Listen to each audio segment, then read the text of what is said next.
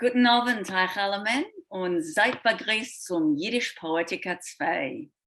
Good evening, everyone. I'm Faye Burston, the cultural producer of the Kadimah, Australia's home of Yiddish language and culture. Together with our partners Dunera, the online home for Jews everywhere, and Poetica, a gathering of poets and poetry lovers based in Sydney, I'd like to welcome you all to tonight's event, Yiddish Poetica 2. Before we start, I'd like to acknowledge the traditional owners of the land on which all three organisations stand today with a Yiddish acknowledgement of country. Wir anerkennen die traditionelle Opiter von dem Land, wo wir treffen sich heint. Das Bunurang-Volk von dem Kulin-Volk und euch die Volk von was leben auf Gadigal-Land und wir geben auch Covid seine Eltern von Amol, von heint und von der Zukunft. And now I would like to introduce you to our wonderful hosts for tonight, musical maestro Ilan Kidron and poet extraordinaire Miriam Hechtman. Ilan Kidron is the artistic director at Dunera. He is a Billboard #1 multi-award winning recording artist and songwriter with over 1 billion online streams. He has co-writer and producer credits with superstars such as Ricky Martin, Rita Ora, Chance the Rapper, Hayden James, Jessica Malboy, Tina Arena, and many others, even Sesame Street. He's best known for his work as lead singer for the hugely popular dance music act, the Potbellies, and most recently this year he wrote, produced and sang the theme song for the Channel 7 Paralympics broadcast, Nothing is Impossible. Tyre Chait, please welcome Ilan. Thank you so much, Faye, and that acknowledgement to country in Yiddish was beautifully said and so wonderful that we could do that, so apt. I'm not sure how useful the introduction to me was though, and how it has anything to do with tonight, but it is we are delighted at Dunera to be able to put on an event like this with Kadimah and Poetica. We're very excited. We are a non-profit organisation and an online home for Jews everywhere with culture, entertainment, food and wellness, and we're always trying to expand and grow and join forces with other exciting communities and organizations around the world. And tonight is indeed part of that adventure. For those who weren't lucky enough to jump on the first Yiddish Poetica last year, it was incredible fun, very creative, and it was wonderful to have such a wide-reaching Yiddish language event. Personally, and I think we will, I'm not sure how much you're going to ask the participants, Miriam, on their association with Yiddish. But personally, I come from a long line of linguists from both on my mother's and father's side. My oppa spoke Yiddish and was in fact part of the Esperanto movement. And now my Yiddish is not expansive by any means, but for those who know me, I love to sing in other languages. So I felt it might be a lovely way to follow Faye's incredible acknowledgement to country in Yiddish with perhaps the most poignant song to emerge out of the mass exodus from Europe. That song, of course, is Somewhere Over the Rainbow. I had a lovely conversation today with Aaron Hechtman, Miriam's father, today about the song, and he mentioned that it was probably originally actually written in Yiddish. He helped me out with some of the pronunciation, as Faye did, so you can absolutely blame them for whatever problems you have with my accent. The lyrics of this song were written by Yip Harburg, the youngest of 4 children born to Russian Jewish immigrants, and I think it's worth saying that there is no doubt that they spoke Yiddish in his home in New York. It was an Orthodox Jewish home. The song's music was written by Harold Ilan, also a cantor's son, and his real name was Hyman Arlak, and his parents were from Lithuania, and he indeed also would have spoken Yiddish. So in writing it, I guess the two men had to reach deep into their immigrant Jewish consciousness, framed by the pogroms of the past and the Holocaust. So you can read the lyrics, obviously, in English to feel the Jewish context. It's very easily. But now, without further ado, I'll just grab my guitar and wish you all welcome to Yiddish Poetica Part 2. And then after that, I'm going to turn over to our wonderful host for the evening, Miriam. So here we go. I've never sung in Yiddish before, but here goes.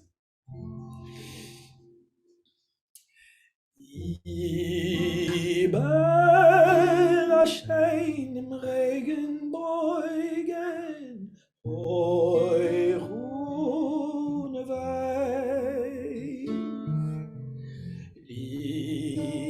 Talent ageneiden, scheine für eine lange Zeit.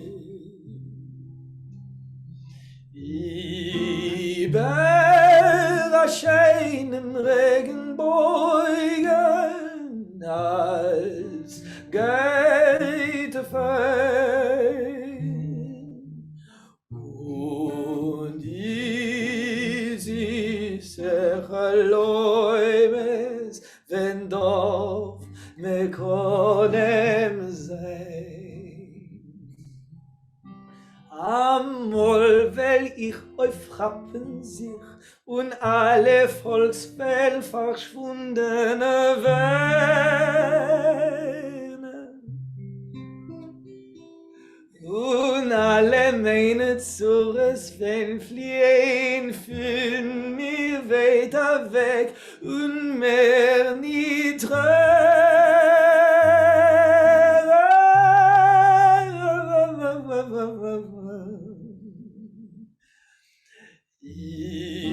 Über schein Regenbogen Vogel fliegen.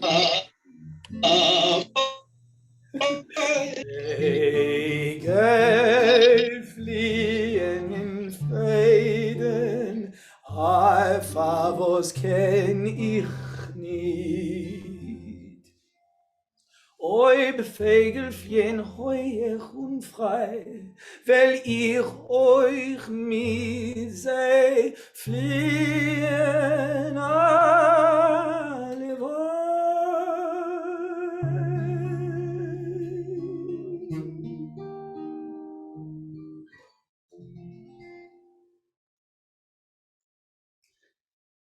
Thank you, thank you, thank you. And now, Tere friend. I'm going to introduce a very good friend who just revealed to me is on Spilkies tonight, just a little bit. Our host for the evening is the wonderful and talented Miriam Hechtman.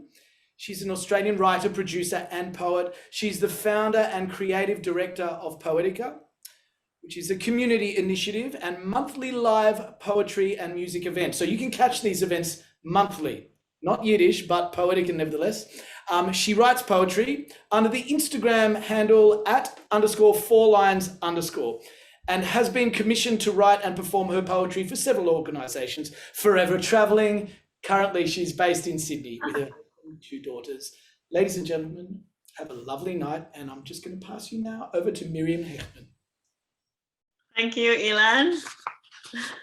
Thank you. That was a stunning version of that song. Thanks for having me.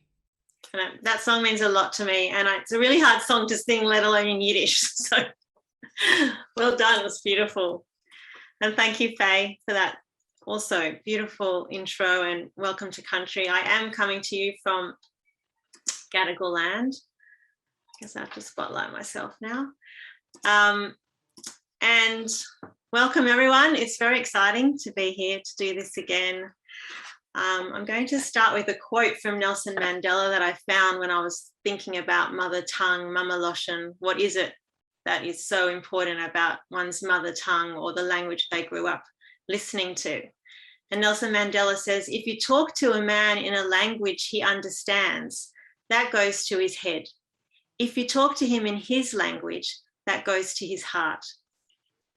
There is something about one's mother tongue or language of origin, or even just the language you heard growing up, that speaks to you differently. Or as Nelson Mandela says, goes to your heart. Language has resonance, a vibration, and plays on our senses, conjuring memory, time, place, emotion. My name is Miriam Hechtman, and I confess I do not speak Yiddish, but I hear it, I feel it, I understand some words, and it transports me back to my childhood, the days of my grandparents, the secret conversations of my parents, and it rests inside me unlike any other language. Last year's inaugural Yiddish Poetica spoke to that force, the power of Mama Loshen, mother tongue, Poets, storytellers, singers, and Yiddish lovers from around the world gathered online to share their words. And here we are, not even a year later, to do it again. Thank you everyone for joining us, poets and viewers. I want to make a special welcome and thank the poets from the Poetica community for taking a leap and joining us tonight. For most of the Poetica poets, Yiddish is not a familiar language, but give a poet a word challenge and here they are. A meeting of cultures and a mutual love of words and storytelling. We have a big night. Let's just say the number of poet participants tripled this year. So let's get to it. Tonight is being recorded, as I think you know. It's also being broadcast on Facebook, so I just want to let you know that. And if there's any issue with that, just write me a message in the chat, if you're a poet, that is, and you don't want to poet on Facebook. I will call your name, poets. I have a bit of a running order, somewhat. When I call your name, just please unmute yourself and I'll bring you into the spotlight. And it is my absolute pleasure as to first up introduce Arnold Zabel, which I'm sure many of you know Arnold, and it's not just for his writing, his poetry, but he's such an amazing human rights activist. So it's a real joy to have you here, Arnold. Thank you so much. I'm going to ask you to unmute yourself, and I'm now going to spotlight you. And Arnold's got quite a story for us. Thank you. Thank you, Miriam. Thank you so much for inviting me to take part. It's an honor to be here. And what I'm going to do actually is read a poem of my father's. My father was a Yiddish poet. He wrote poetry in Bialystok when he was young and took a 40-year detour in factories and working on the Victoria market. And in his 70s and 80s, he returned to writing poetry. And one of the poems he wrote was an amazing poem called An Alte Buch mit Lieder, an old book of poems. And it's so appropriate to begin with this poem because it's a poem about this book. Now this book, he bound and rebound. It's got old yellowed pages in it. It's 300 pages long. And it was published in 1919 in New York. And it's called In New York. And it's the poetry of his most beloved poet, a very, very famous Yiddish poet called Moshe Leib Alperin, who arrived in New York in 1908 as an 18-year-old from Zlotchev in Galicia. He was a kind of a loner. He joined a group of poets called the Junge. They were modernist poets, the young ones. And he worked in the sweatshops. He worked as a house painter. He went the way of the immigrant in the Lower East Side. And in 1919, out came his first extraordinary book. It's one of the classics of Yiddish poetry in New York. It's a very harsh, beautiful book. And my father bought this copy in 1921. This book is exactly 100 years old. It was published in Warsaw, this edition, in 1921. And my father had it till his dying days. And in his 80s, he wrote a poem called An Alte Buch mit Lieder. And I'm going to read it now. And just a few words about the poem. It's a poem about this book that's been with him all his life and that he brought with him over oceans. And this book gave him comfort in the darkest of times. It gathered dust, but then it always dusted off and read from this book of poems. And there's 4 lines which I'll just translate now, and then I'll read the entire poem so that you can just hear the beauty of the language. But there are 4 lines that go like this. Und gewesen ist es ständig gut zu mir in jeder feierlichen Schau und geältert sich zusammen wie ein Zwilling von einem Mann. So this book was so good to me in those celebratory hours. And we aged together. We aged together like twins from one mother.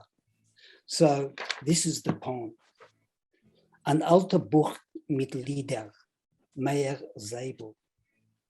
Nicht verwelkte Bäume, Blätter, sehnen die vergällte Blätter in dem Buch mit alten Toffeln zwischen alle meine neue Bücher aus glanzigem Papier. Nicht heut seien die Oderen, die Wärterketerlach, die Fersen Schuralach, die schwarze Pinterlach. Sie öffnen zu mir die Eigerlach, wenn ich gucke in sich tiefer rein. In dem Buch mit alten Toffeln leben, satteln sie die Lieder, kräftige und ewige Erfülle. Wenn das Herz, das einzige, die ehrliche von meinen beliebsten Dichter, so haben Jahren verwandelt es in Stuhl. Ich hab das Buch noch abgehit in mein Gebäurenland, geführt im Iberiamin und lang genutzt im Dorf. Und gewesen ist es ständig gut zu mir, in jeder feierlichen Show. Und geältert sich zusammen, wie ein Zwilling von ein Mamen. Nicht gewelkte Blätter, nein, seien sie die gelbe Blätter, nein, in dem Buch von nicht glanzigem Papier. Wie lang ich lebe noch, wird er ständig liegen, oben an, auf der Bücherpolize bei mir. Schönen Dank. Thank you. Thank you, Arnold. Thank you. What a story. 100 years. Thank you so much. Okay. Now, on to the next poet. I'm looking for Suzanne Itzkovich. And Suzanne, if you can unmute yourself. Let's see where you are.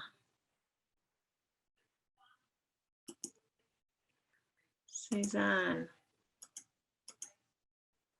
I know you've come in here.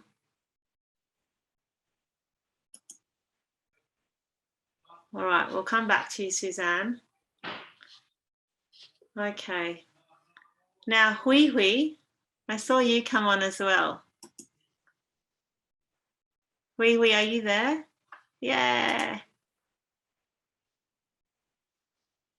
I'm just asking you to unmute. Hui, are you ready to go?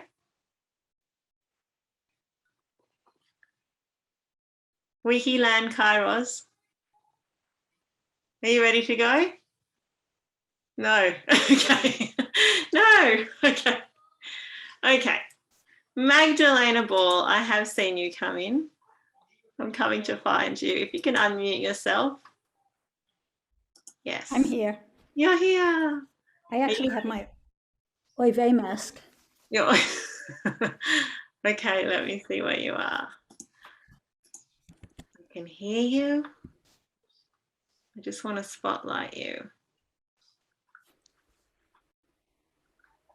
Okay. Let's spotlight. Welcome. Thank you. I'm absolutely delighted. I'm kvelling to be here. I'm coming to you from the unceded Awabakal land, Lake Macquarie. And shall I start by telling you my association with Yiddish? Yes, please do. So when I was little, my grandmother, who was a singer, used to sing lullabies to me in Yiddish. Yiddish was her mamaloshen. But growing up as a Jew in New York, my language was peppered a bit with Yiddish, Yidlish, as my mother would call it. We'd fetch and kvel, crazy people were meshugana, the ridiculously overdressed were ungepachka, and kluey people were mavens. But I didn't really give Yiddish much thought. It was just a backdrop, really, until I began relatively recently, in the last year or so, working on a book about my great-grandmother, Rebecca Samberg, or Lieberman as she was at the time, who joined the great diaspora of 1907, leaving the Pale of Settlement with its terrible pogroms for the leaving the Pale of Settlement, which was having terrible pogroms at the time, for the US when she was only 14. She left on her own. And the Pale, as many people will know, is a temporary area in the Russian Empire in which residency by Jews was allowed and beyond which was forbidden. So Rebecca's story really drew me in and became increasingly fascinating for me. But in researching Rebecca, I knew I would have to learn her language if I had any chance at all of understanding her. So I began a very slow course of study. I've only been learning Yiddish for a few months now, but I do feel like I'm uncovering a Yiddish that lives inside of me, more like I'm learning a new language. And this goes back a little bit to what you said, Miriam, at the start, the Mama Loshen. These words have a resonance that goes beyond the semantic. They stir something prelingual in me. It's a memory that feels like a self I'm reclaiming. And perhaps that's what the mother tongue means to everyone, to all of us. Thank you for that. So the poem I'm going to read for you, thank you. The poem I'm going to read for you, which when I saw your call out, I thought, oh my God, I must do something for this. So I've written it for this occasion. It's called Crying in the Challah. And I will say this is a true story. I was trying to make a round challah for Rosh Hashanah, and it was more difficult than I thought. This mishpucha, Bubi and Mama, the female line twisting, life's irony kneaded deeply into the many challahs you haven't baked, folded and pressed, arms aching with the effort. There are so many plaits left untwisted in the night air of denial. You murmur to the missing foyen, softly asking the questions you did not ask when you were too self-absorbed to care about the veitig they carried to carry you. You carry it now. Their boy veitag, stomachache. Their watery augen, eyes. In your hands are hours of pressure, rolling, releasing, a fartech of shame wrapped around your body. Baker, flour on your arms, dough rising perfectly against a backdrop of Onver and Liebe. Thank you. Thank you so much. Thank you. So good to hear from you. I'm going to just also mention now that I should have mentioned earlier was that we snap and we do this instead of applauding in poetry reading. So on your screen, you know, the poet can still see you and you can snap your fingers, and it really does give a lot of encouragement and enthusiasm for the poets. So thank you. Thanks, Magdalena. That was stunning. Thank you. Okay. I'm now going to go to my dad, actually. My dad is Aaron Hechtman, and I'm going to ask to unmute him. And I do have to say that my father is one of the people that did get me into poetry and writes himself. And I have very good memories of us sharing in poetry. So welcome, Dad. Hello. Oh, there we go. Yeah, I did write poetry quite a bit in my younger days, but I've become reflective and thinking about my my past as a child and what Yiddish had meant to me then, and the trials and tribulations and things like that. So last year I wrote something, I think, a lot more freer than my mood was this time round. Anyway, so I sat down and I said, well, okay, when my family arrived in Melbourne in February 1949, I wasn't quite 2 years old. My recollection of those early days are based upon fragments that remain in the long-term memory of my brain, and the piecing together of eyewitness accounts and recollections of meine Eltern. Fast forward to 3 years, and we were living in a single-fronted attached cottage in Amos Street, North Carlton. And my older brother and I had contracted ringworms and were sent to the barber with instructions. Zoek den Frisser zu opscheren den ganzen Kopf hoor. Have our scalps cleanly shaven so our parents could administer the daily musht, the ointment, on our scalps and heal the unsightly scabs that appeared. For the next few weeks, my scalp never saw the light of day and was always covered by a cap, except the time that the class teacher, Miss Prickdorf, said, "Take off the cap, Aaron." "I'm not allowed," I said. "Take it off now," she repeated angrily. Under breath, I said, "No." And as she proceeded to remove it herself, I reluctantly took it off, and only to be told, put it back on and leave it on. She decided that the unsightly mess under my cap was best hidden. So, Miss Prickjaw, she certainly was a strange one. I can still remember her walking around the classroom, going from desk to desk, doling out chocolate coconut-coated marshmallows to the class. Kosher, wer hat gewusst? Kosher, who knew? And at that point in time, who knew of gelatin? And as a 5.5-year-old, who cared? Still taste that sweet, soft, spongy consistency with dem goyishken tam. Minutes later, this very versatile Miss Prickjaw was dishing out punishment to noisy kids in class. Girls to the dunce corner, right up front of the most conspicuous spot, and boys had to lie prostrated over Miss Prickjaw's lap, head and shoulders dangling over one side of her thighs, while she patted their little bums and pressed out immature genitalia into her groin area whilst saying very loudly, "Are you going to be good now?" And off she would say, "Get off now," and shyly we would saunter back to our desks, still not understanding what kind of punishment we just received. My mama pflegt mir machen Essen zu nehmen zur Schule. And being a new immigrant, a homemade sandwich with a Yiddishn Geschmack was a sight to behold. 2 grobe Stück Brot, ungeschmiert mit Butter. That's 2 slices of bread, buttered, and schmaltz herring pieces inside as a filling. And the aroma of the herring filled the room, causing Miss Prickjaw to pace the classroom floor, searching for the smell. "Where is that ghastly smell?" she screamed. It didn't take long for her to locate my mother's herring sandwiches and voicing her disapproval at me for bringing them into the classroom. So much so, she made me throw them in my lunch in the bin outside.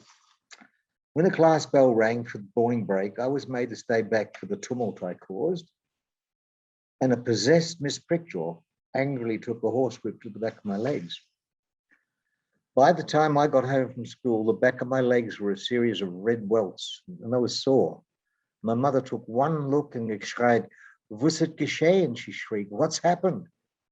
Wer hat das getan? Who did this?" And Miss Prickjaw hat mir geschlagen, verbringen der Herren Knappes to school. Mit warten bis the Tate kommt daheim, and we'll see what we'll do. We'll wait till Dad comes home and we'll work it out.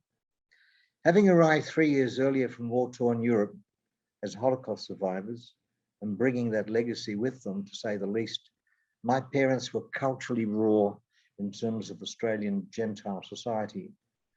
And there was no way they were interested in public life or making waves. So when my father came home and saw what had happened to me, his first reaction was one of seething anger. "Wer tiet so Kleinkind?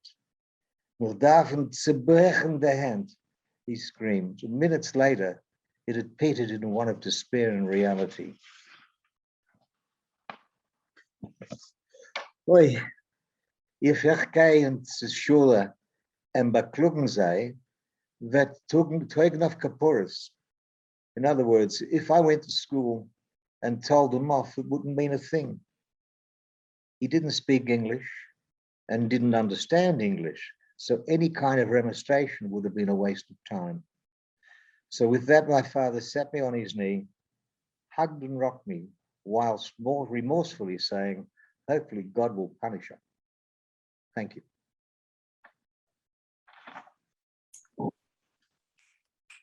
Thank you, Dad. Thank you.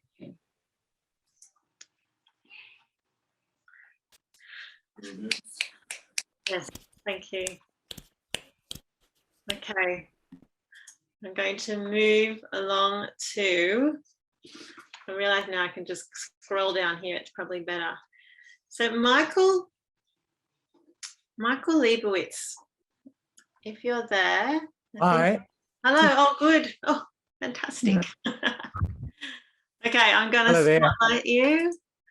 Now, how do I spotlight you? Michael, okay. Great. Welcome, Michael. Good to have you. Thank you very much. Good to be there. Yes, over to you. Oh, well, my connection with Yiddish is that my parents were Yiddish speakers. My father was born in Lithuania and we emigrated to South Africa. And my mother was also, although she was born in South Africa, her parents were from Lithuania. So Yiddish was the family language. Although I must say, like other people, it was more a background noise. And we picked up Yiddish phrases and words, and I was much better at understanding it than speaking it. But, you know, I've got a very strong affinity for all Jewish things, although I'm not a particularly religious person. But I'm a great lover of Yiddishkeit, put it that way. I'm a relative newcomer to poetry, and like Mr. Zabel's father, who picked up his poetry in his 70s, I've done the same thing. I started writing poetry in the beginning of COVID, and it was really a very interesting experience because these images started appearing to me, and I would write them down, and I landed up with a sort of a hodge, just a fruit salad of poems, and then I started putting them into order. And what emerged was really a history of my life. So it turned out to be a self-portrait or an autobiography. And I should be getting a book published in around about December with the Sydney Jewish Museum. So it's really been a real landmark in my life. This poem, some of my poems are a little bit surreal, and some of them are sheer fantasy. And this one is called No Beauty in Broigus. Now, I was never really familiar with the term broigus because in Lithuanian Yiddish, we use the word verribbel. Does anybody know the word verribbel? Yeah, well, no, I see some shaking of heads. And I only learned subsequently that broigus was the term that was used amongst Polish and Hungarian Jews, and the word verribbel had no sort of currency. So anyway, no beauty in broigus, and it goes like this. Zaida's sneeze is met with silence. Keiner hat nicht mehr gewünscht zu sein gesund. Sie haben mehr gehandelt wie a chazischer Hund. Innocent Angela, with her tender touch, asked Zaida why he sneezed so much. Now Zaida, who's 94, starts sneezing even more. Shut your face, you sneezing senile disgrace, says Angela's brother. Zaida's old and soon a goner. Stiff and cold, adds another. Now Zaida, in a fit of pique, takes exception to this critique. In a state of high dudgeon and fuming curmudgeon, and with searing scorn, a terrible broigus is born. Zaida calls for his last will and testament too, and with a stroke of his quill, leaves it all to the zoo. Thank you. Thank you. Thanks so much, Michael. Thank you. Okay. Now, is Charmaine here? Charmaine. Yes. Charmaine, are you ready to come on? Well, Lou, you're there. Yeah, Lou, you want to come on?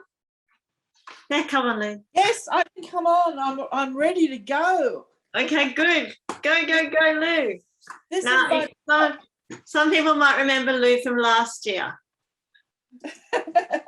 Well, as you all know, I'm a Shiksa Goy, but that's okay. I actually have a great grandmother called Frances Fowler, who might be Jewish, still looking into that.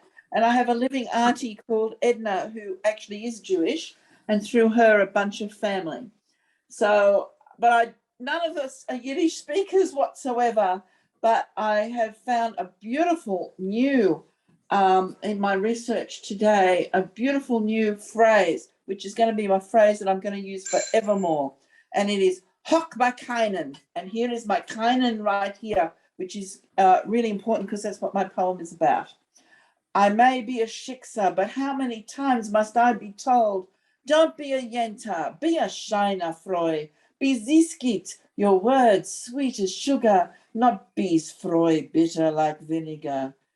Did you know the word yenta comes from the same word as gentle? How does yentle become yenta? Meddle woman, devil woman, kvetching about her neighbours, sticking her nose into other people's business. Are all froy yenta just because we have 2 X chromosomes? Eigewart. Listen, a yenta is simply a froy who bubbles like hot water in a keinen, occasionally letting off steam. We yentas, we're not bees froin. We know who's who, what's what, and that's that. We're not afraid to let you know we know. We know a little hot water is what you need to keep everything clean and shining. Slosh it down, mop it up, toss the dirt away, then make a tussin of kai to relax. Khokhme keinen. You can still use your boober's brass teapot. It's easy to make it gleam with some brasso and elbow grease. Remember, kai is no good if the water is too cold. You must bring it to a good hard boil. Swirl it inside the keinem. If you want to release the refreshing liquid hidden in the bitter black leaves, schlepped all the way from China direct to your kitchen. And who doesn't love online shopping in this pandemic? It keeps us connected to the whole Welt. Doesn't matter whether you use your pretty ruby painted Moroccan tea glasses or Royal Dalton teacups. Just don't put milk in like the English do. Tea should flow like water, not settle like cream. We're not cows. Add zucker for zizgit to take away the bitter edge. Sip slowly and talk shmegagaga over a kugel with your favorite yenta. Yenta knows how to blend the bitter and the sweet into a brew, both strong and bracing. Just what we all need to get through our chaim. Oh, Lou, thank you. Snap, snap, snaps for you. Thank you. Okay, now, who can I call on next? Now, you know who you are, poets, so help me when I call you. I'm going to call next. I'm wondering if there's a Stanley Barkin here from New York. And Stanley, I don't see your name here, but I know that, you know, you could be coming under a different name. And if you're here, Stanley, we would so love to welcome you, but maybe you're asleep still, which would be fair given the time. Okay, no answer yet, just putting it out there. Okay, what about Judy Malla? Judy, sure I've seen you here. Judy, are you here? Judy? No. Okay, Justine, I'm looking right at you. And you're also Jay, and I'm going to get you up. This is Justine Sleth. Hello. Hello, hello. Hello. My poem is called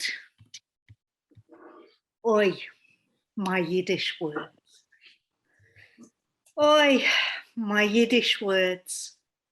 I think of them like tchotchkes, little treasures they are, gathered together over the years.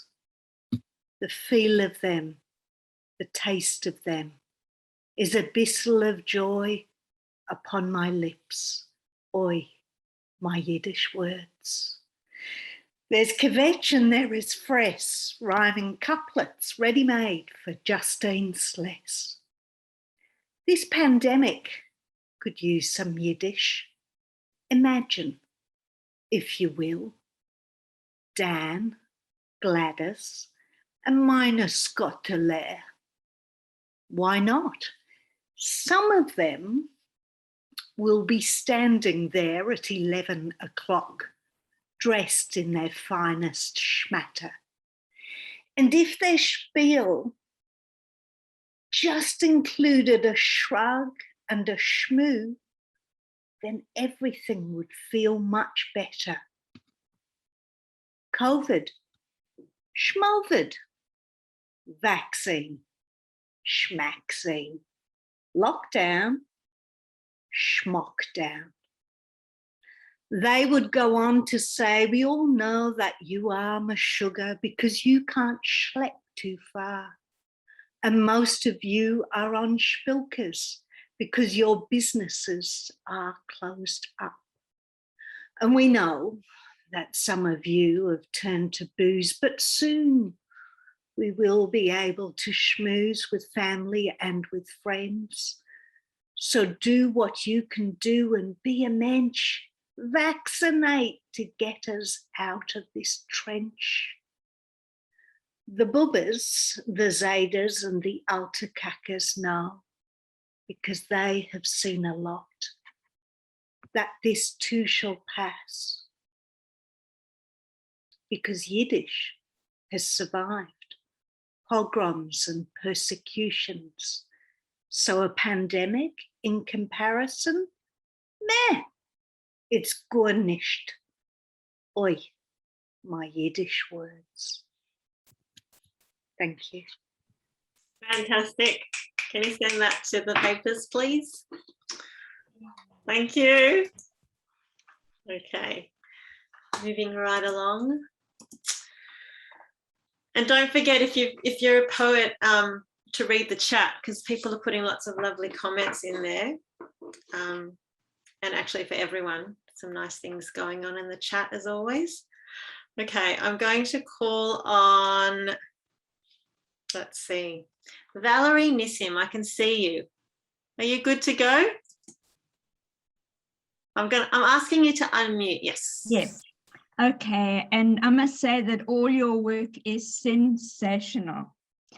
My background is my mom came from Khokhme to Cape Town to Johannesburg. She came out to South Africa with no English whatsoever, only Yiddish and Hebrew. She picked up Afrikaans and English. She was self-taught, and we were brought up with songs, with mamaloshen, with superstitions, with a lot. So that's my background. And unfortunately, I haven't spoken Yiddish or heard Yiddish for about 40 years. My husband was Sephardi, so my Yiddish words he laughed at, which it really doesn't matter. Anyhow, here's something short. Oi weis mir die ganze Nacht, mein Friedel complains, hob mir verpackt. She weeps for her kids down in Melbourne town, where COVID is rife and the sun doesn't shine. So cooking is ois. Nu, neem 2 keppelen en wachs du a rois. My darling, I cried, grab all your dishes, your timmers don't hide. A good friss of babkas, a nice cup of tea, a zoom mit dein kinders, we'll make it, you'll see. Hak merk nicht kein Chainik, Mutti mein Mann. Du willst essen, ich willst bleiben in Sun. Nu, du weißt, was ist, and it's quoted by some. So hurry, my dear, just cook and they'll come. And if they can't, don't shed a tear. We'll fill the freezer and do play with mir. Thank you. Thanks so much. Welcome. Thank you. Okay. Always a mixed bag at Poetica, I can tell you that. You'll laugh, you'll cry. That's what we say. Okay. Now I'm looking for Bella Hershon. Bella, are you here? Bella, if you're here, you can unmute yourself. All right, we'll come back to you. Sandra Kovkin. Sandra, are you here? No, okay, but I do see Suzanne Itzkovich. Are you performing a poem, Suzanne? I'm just going to ask to unmute you. Suzanne, are you here? I see you here. No. Okay. Okay. Where is Hinde? Hinde? Okay, I can see you.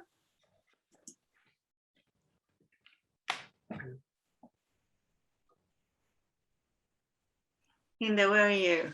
I'm here. Oh, here you are. Very good. Hi. I'm just going to try and spotlight you. And then Hinda has asked, so I'm going to share my screen, which will be fun. I'm going to put it up now, Hinda. Does that sound good? Yeah, sure. Let's see how we go. Actually, can I introduce myself first? Oh yeah, introduce yourself first. Go. What do I want to say? Yiddish is my mameloshen. I grew up in a multi-generational Yiddish-speaking household of many generations of Yiddish teachers, and Yiddish has played a central role throughout my life.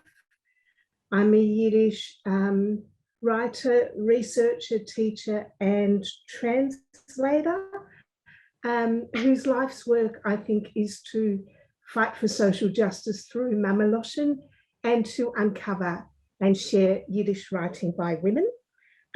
My current project researches Yiddish poems by women on sex and gendered violence, all the things they never taught us at Yiddish Sonntagsschule. And it's an honor to be here tonight. Thank you. Thank you. Okay, I'm going to try and share this. Should work. Okay, I'll introduce as you're trying to do that. Yay! Woohoo! So last year, this new word started circulating, oisgesund, as we were all on Zoom all the time. And this word circulated, oisgesund, which means I'm so over being on Zoom. I'm so sick of being on Zoom. When I heard the word, it reminded me very much of a Yiddish poem by the wonderful poet Hechtman, her poem Die Sonne und ich, that speaks of being oisgesund, sunned out. So I wrote a parody about Zoom based on Hechtman's poem, but I'm going to read you her poem first in Yiddish. You'll have the translation here, and then I'll read you my parody. Die Sonne und ich von Hechtman. Ich bin durchgesund und ausgesund und abgesund. Prall mich auf, werd von mein Innenweinig rausschießen, der heißer Sonnenkern. Ich schling ein, so viel Sonn.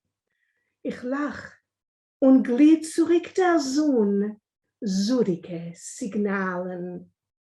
Alle meine Winkeln in dem Licht, noch ob nicht Meure, an Ungesunde ist mir als eins, sie ich strahl, sie ich wär bestrahlt. And my parody.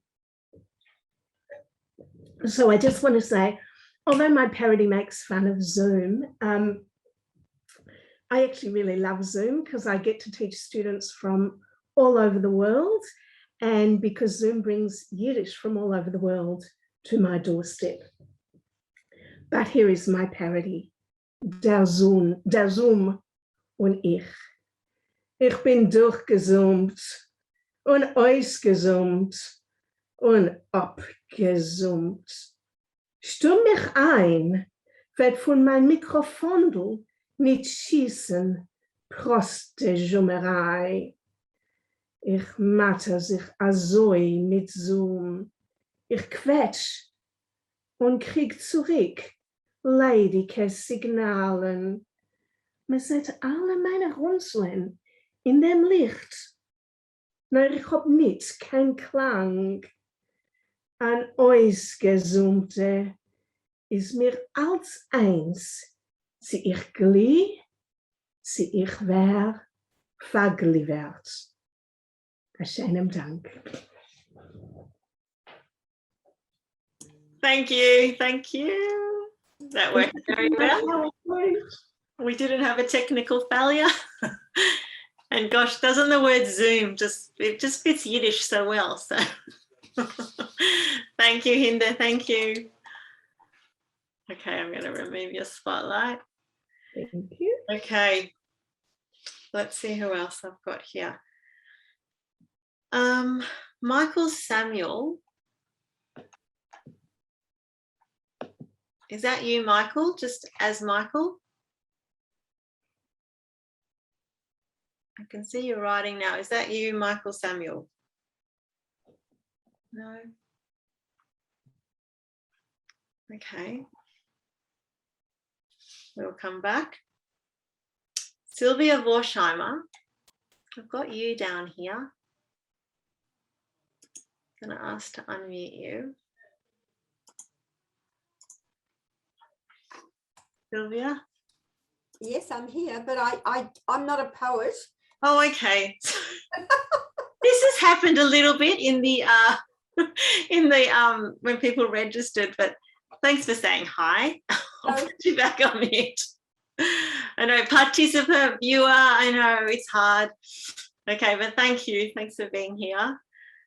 Okay, let me see. On my little list. Ruth Vine, and I hope I'm saying your name right. Ruth, I have seen you writing away on here. Are you going to? I'm not a participant either. Okay, great. Okay. We're definitely not going to go over time then. Okay, fantastic. All right, let's see. I have a Hilary Dickman. Hilary, are you a poet? Hilary, I'm going to ask to unmute you. No word from Hilary. No. Okay. Mary, I'm coming over to you. Go on, you can do it. Hello, Mary. Did it unmute you? Okay. Yes. Fantastic. Shall I unmute myself there? Yeah, no, that's good. Yes. Thank you very much, everyone. I've had a wonderful Yiddish immersion this evening, and it was fascinating listening to stories. Firstly, I'd like to thank Miriam for this wonderful evening and pay homage to her. And also, I want to dedicate this piece. It's not a poem, it's just a very short piece, to Judy Dubov and her friend Adele. Oy vey, warum grunsch? My name is Mary Macmillan. Mein Mishpocha hat mit Dosch gegangen der Shoah. Ich bin nicht Yiddish. I am a Dubliner.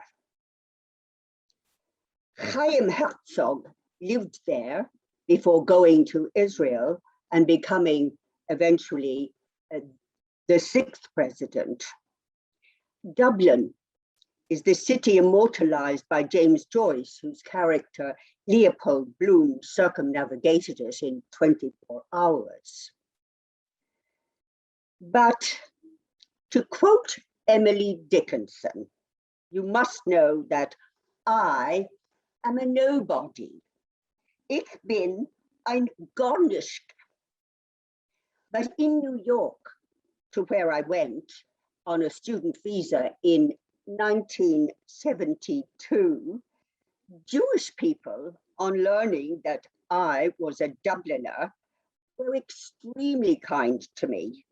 Some even gave me free cinema tickets. So suddenly I became ein Mensch, as somebody, again quoting Emily Dickinson. Why was this? Because Erster Yiddish Lord Mayor in Dublin was Robert Briscoe, 1956 to 1957, when I was a young schoolgirl, and later on in 1961-62. And after that, his son, Ben Briscoe, in 1988.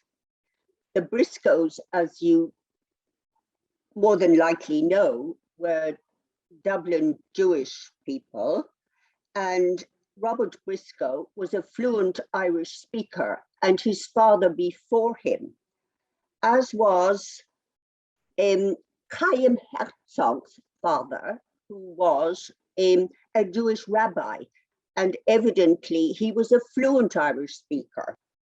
So anyway, just to finish this, I became eine Mensch because of this positive discrimination and my connection with Dublin.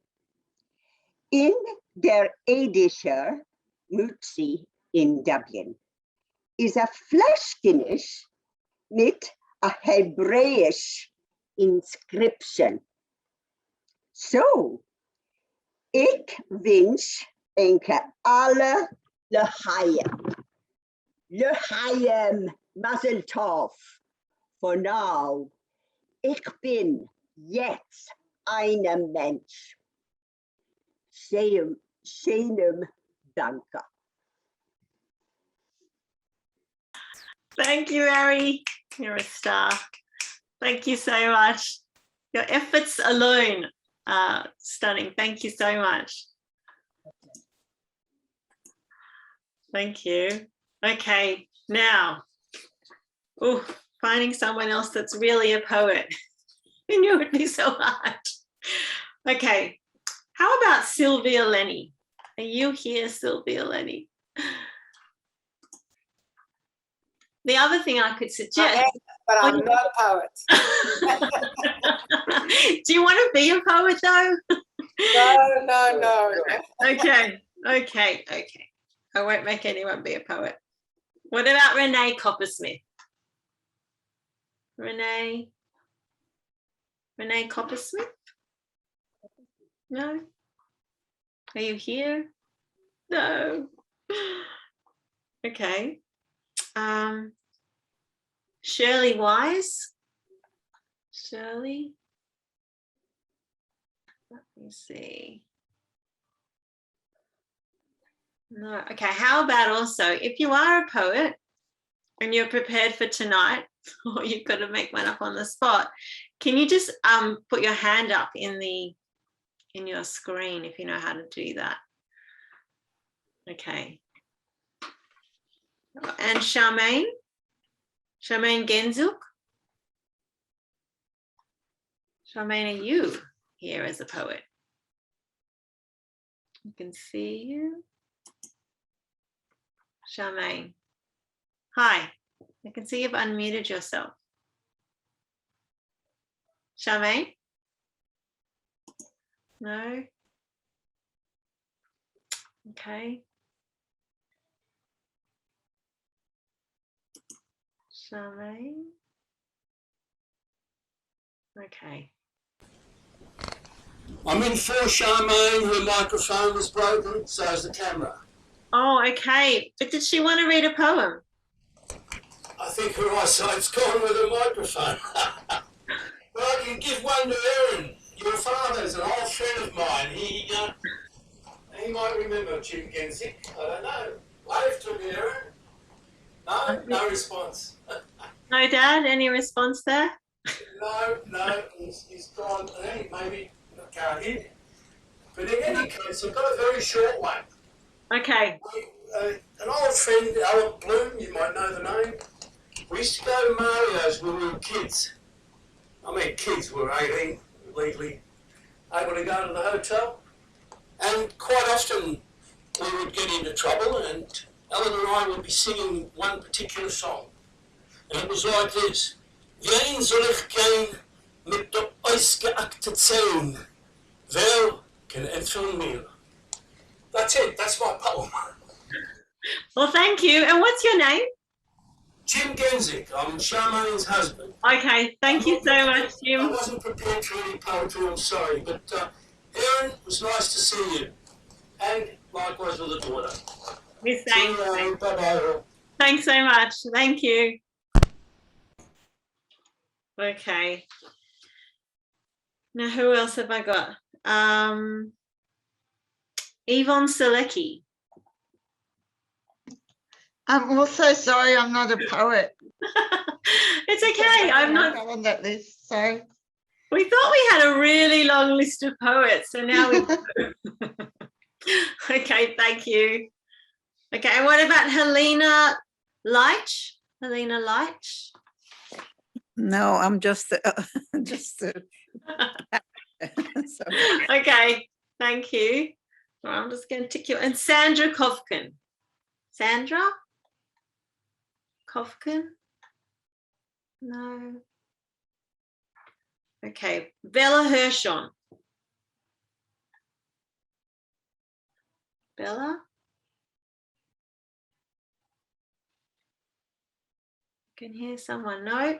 Okay. Okay. Julie Okraglik. Julie? Are you there? No? Okay.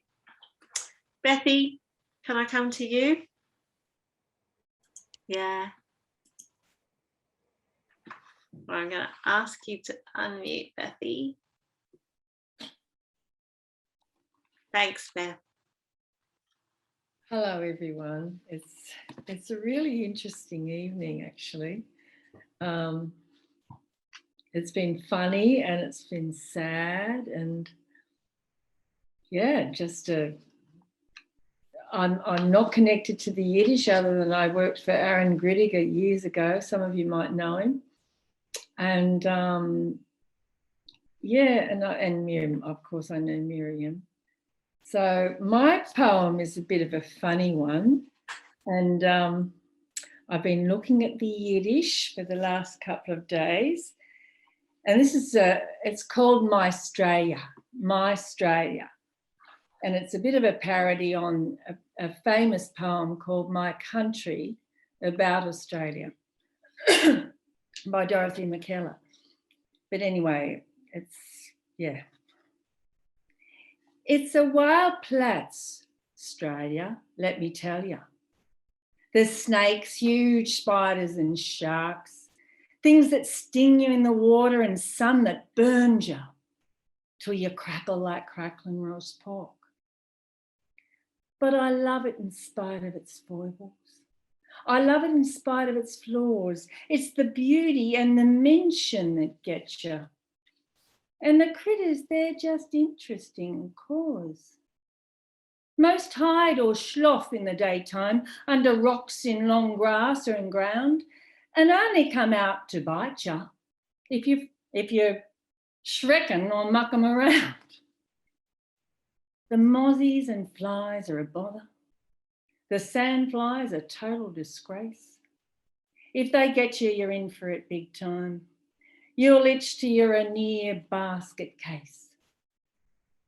And if you swim near an armada of bluebottles, flouting gracefully upon the sea, don't be fooled by their glorious colour, 'cause their sting will haunt, believe me. Swim for the brig like a mad thing, shut all the sharks away. Don't worry if they rip your togs off, you've escaped a far worse prey. But I love Oz in spite of its foibles. I love it in spite of its flaws. It's the beauty and the mention that get you. And the critters, they're just curiosities cause. Most hide or slough in the daytime under rocks in long grass or in ground, and only will stand and bite you if you shrek 'em or muck 'em around. So if you come here to visit or stay, have your wits about you and pray that the critters will treat you gently They'll let you walk by quietly, as long as you respect their country, which is most of the Platt, you could say, and mostly why in some parts it's pretty well besholem today. Thank you. Thank you so much, Bethy. Thank you. Love that. Okay. Back to the drawing board. Let's see. Now I know, Davina, I know you're here somewhere. I know Hello. Shalom. Oh, let me find you now. Okay, you've unmuted yourself. Oh, there you are. Look at you. I'm not used to seeing you at night now. Davina joins me for our sunrise poetry group. Hello. I can see you. Yeah, your video. Yes. I can't see your video. Are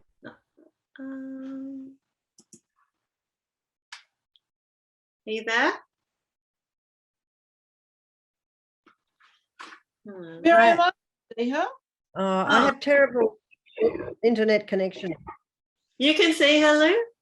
No. Yep. I can am. loud and clear and hear it too. I can hear. Okay. Okay, there you go. Yeah, Okay. no.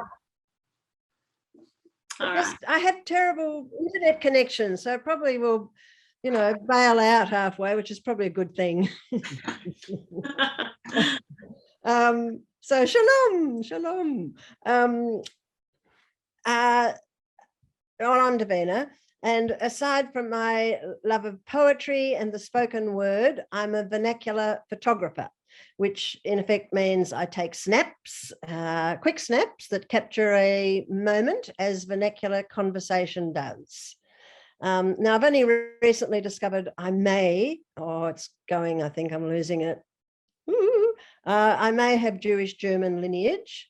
I'd love to learn more of Mamaloshen, but for now, I hope I don't come across as too much of a schmendrick with my ignorance. So I've got a poem and a little quiz, which I wanted you all to join in and have a squiz, which isn't a Yiddish word. I hoped it was, but I don't think it is. But I think under the circumstances, I'm going to have to ask the questions and give the answers. But so I'll start with my little poem. I'm told I have a Jewish nose. Some even call it a big schnoz. But where from, no one knows. For my complexion, of an English rose. But my great-grandfather from Chemnitz was born 80 years before the Blitz in 1863, just 200 kilometers south of Berlin. As a child, learned to play the violin, later becoming a Leipzig railway line worker. Not a job for a Nicht-Gutnik shirker. From what I've heard, not a schlepper, but a hard worker. Schwer Arbeiter. Now, Richard Wagner, a German nationalist, was quite the chutzpah conversationalist. Was born in the Jewish quarter of Leipzig, where he composed the opera Siegfried. Completing Der Ring des Nibelungen in 1876, 17 hours long, a really long one, when my great-grandfather, Gustav George Kempter, was just 13, what you'd call a little spritzen. He married at 23, already in Australia, and his daughter married a Frank Levi Lee. Now, they bought a 6-foot porcelain peacock rescued from a shipwreck in a box at the famous Lockhart Gorge. I promise you, this is no schmagegi baloney, but an Otsa treasure chest, now worth 4 million. I do not jest. We thought it was a mieskite, ugly beast, and would throw our dirty shoes at its feet. Now, when Frida died, it went to the Museum Maritime, so all people everywhere could see it any time. Frida was fond of her niece, my Ema. Dad used to call Mum Eine Kleine, little Ina. And as a mother, you could never find finer. So that's my little poem. But so what's in a name? The Jewish painter Charlotte Solomon, 1917 to 43, said, "Your authenticity is as fishy as a pot full of abalone bologna." So now for my 20 questions. Who are these famous people? Melvin Kandinsky. Mel Brooks. Number 2, Jeremy Silberman. Gene Wilder. Number 3, Warren Missel. Warren Mitchell. Number 4, Isaac Sidney Caesar was Sid Caesar. And number 5, Jonathan Stewart Leibowitz, John Stewart. 6, Alan Stewart Konigsberg, Woody Allen. Judith Levine was Adam Sandler's mother. Number 8, Nathan Birnbaum, George Burns.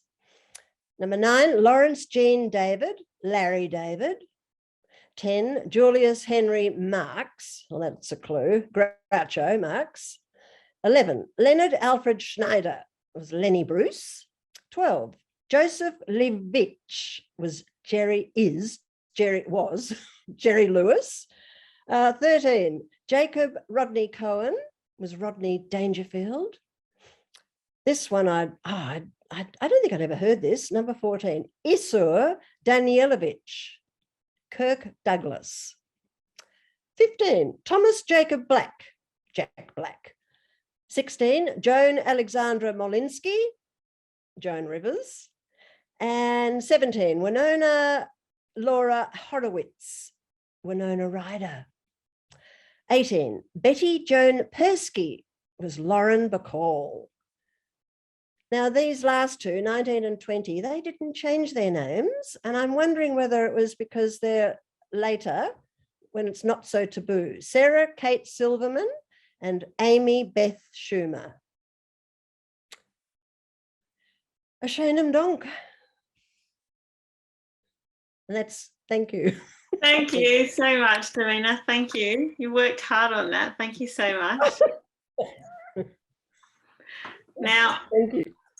If you're a poet and I have missed you, please tell me now. Just unmute yourself, because I think that is our poets. But I have had a message here from Sarah. Oh, Dora. Dora has something to say.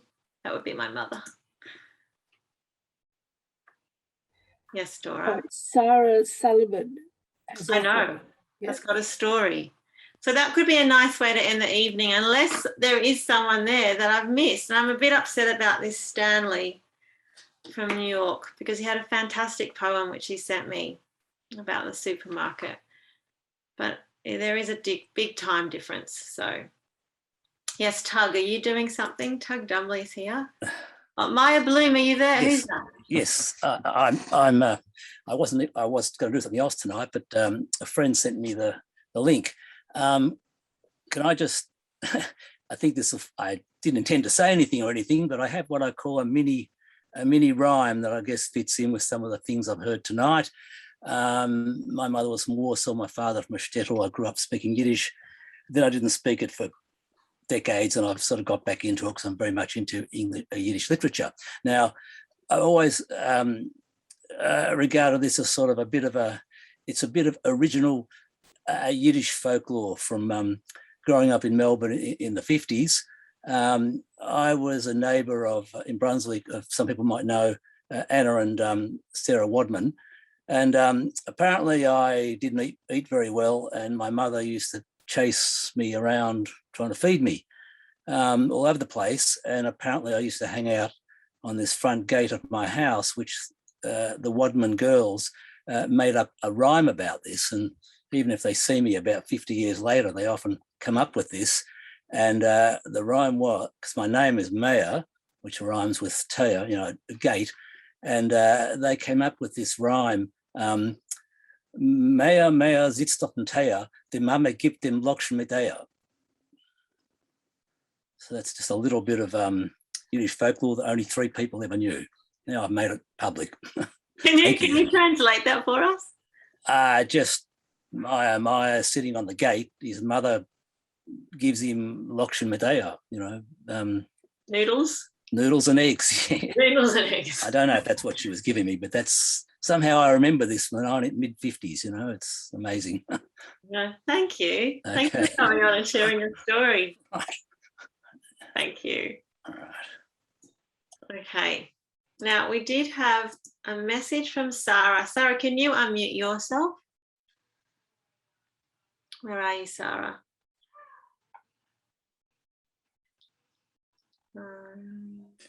You here? I did. Oh, yes. Good. Do you want to put your video or you don't want to put your video? I can. You don't have to. Hello. There you are. So just a brief introduction. I come from Ukraine and from a small village in on Purim. This is a Purim spiel that because I saw you were struggling with poets, so I thought I'll just step in.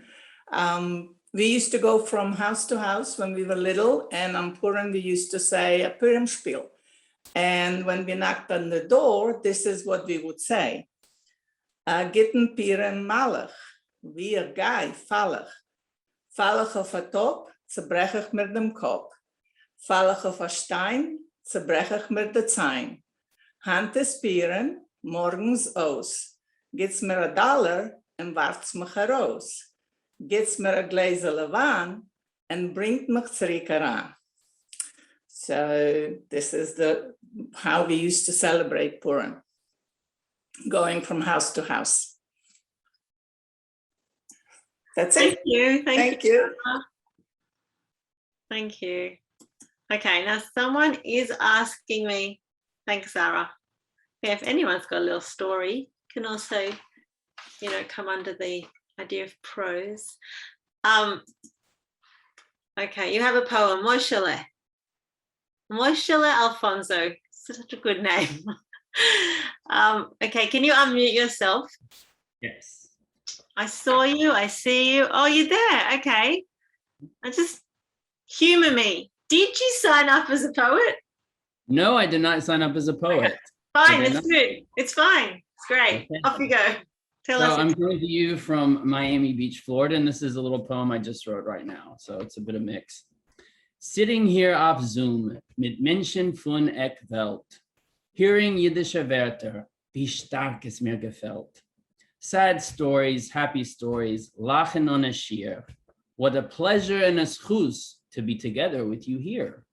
Poetry, Bishain, and international loschen. It brings us all together over the outback, over the ocean. Oh, that was awesome. Thank you. Lots of snaps for you. So you're in Miami? Yes, Miami Beach. Oh, thanks so much. Thank you. It's beautiful, wonderful. Okay. All right, going back to seeing all your faces. Moishele. Okay, unless there's anyone else, I'm going to go back to Ilan and Faye and see if they have any parting words. If you're interested, I'll just finish off from my side. If you're interested in any more poetry nights like this, they're not all Yiddish, I can tell you. But you can bring whatever mother tongue you want. At Poetica, we've had quite a few languages spoken, and I welcome it because it's not just understanding the words. It is about the sounds and the resonance and the emotion. And as you can see tonight, you don't have to understand necessarily to have feelings. So, and it's a beautiful community. I'm so thankful to the Poetica poets that came tonight and to all the poets, and thank you so much. I think all the stories, we need to keep telling them. And Faye's even now trying to convince me to go and learn Yiddish, which I am considering. So thank you all. I'm going to pass on to Faye. Are you there, Faye, or Ilan, if you want to say some final words? Sure. Thank you, Miriam. Thank you so much. Thank you, Poetica. Thank you, Faye, from Kadimah in Melbourne. And thank you to all the wonderful poets tonight and for everyone coming on board to enjoy that poetry. I'm a huge poetry fan. I spend every morning at the moment through lockdown, my first kind of half an hour to an hour is spent learning new poetry. And indeed, I'm going to have to learn myself some sort of Yiddish poem along the way. I love working for this nonprofit, Dunera, as a cultural home for Jews all around the world. We're in the midst of huge transformation, growing, and we're just really looking forward to filling your homes and your computer screens with really, really wonderful content. So again, thank you so much, everyone, and bless you all. And I loved so much of tonight. Feeling good. Hey, did you want to say anything from Kadimah? Thank you so much to Miriam for your fabulous hosting, and to Ilan for your beautiful musical intro. It was really gorgeous. And to Arnold, Magdalena, Erin, Justine, Michael, Valerie, Louise, Hinder, Mari, Tim, Beth, Davina, Maya, and Moishala. What a finale. What a spontaneous, fabulous international finale. We couldn't have wished for any better. A Shalom Dank, Alaman, and thank you for joining us. What a beautiful way to pass the Sunday evening between the high holidays in lockdown. Sei gesund. Good Yontov. Good night, everyone. Ma Chatima Tova. Someone can say it in Yiddish, would be nice too. Good Abend. Sei gesund. Sei gesund. Good night. We'll unmute and tell us goodbye. Bye. Sei gesund. Sei gesund. Sei gesund.